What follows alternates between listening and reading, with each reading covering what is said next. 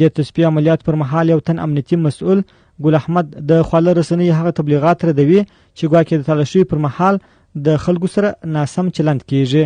د خپل خبرو کې د یو مثبت ګام وباله چې د ولس په خوښه اخیستی او په خپل خبرو کې ویل یوازینی موخه یې ورڅخه دا ده ترڅو کندهار کې امنیت ټینګ او خوندي سي. خلکو څخه دا غوښتنه ده چې دا اله خبرې دي نه کوي چې دا مجاهدین د خلکو شان شیندي یا د خلکو بې اجازې کورو ته ورننوځي.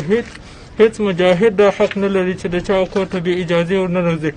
موږ اوله وارې ښځې ورننه کوو، ښځې ورننوځي، بیا د هغه اخوا ته نارینه راځي، د نارینه په اجازه سره کور ته دننه کېږو.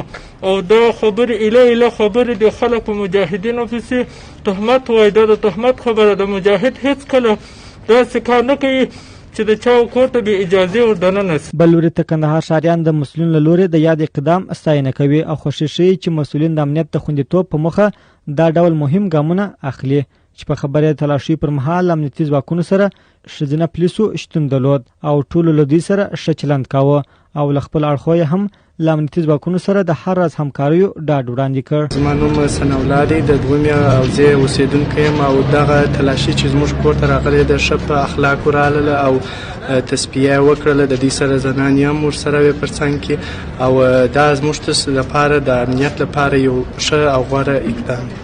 زما نوم همایون دی، د دویمې حوزې اوسېدونکی یم. دا د فیسبوک دغه چې موږ اورېدلي دي وایي داسې کوي او داسې شیان پاشي او داسې غلط وضعیت کوي. دا خو هېڅ شی نشته. دا خو ډېر ښه خلک دي، زموږ ورونه دي، هر کله دې خدای راولي.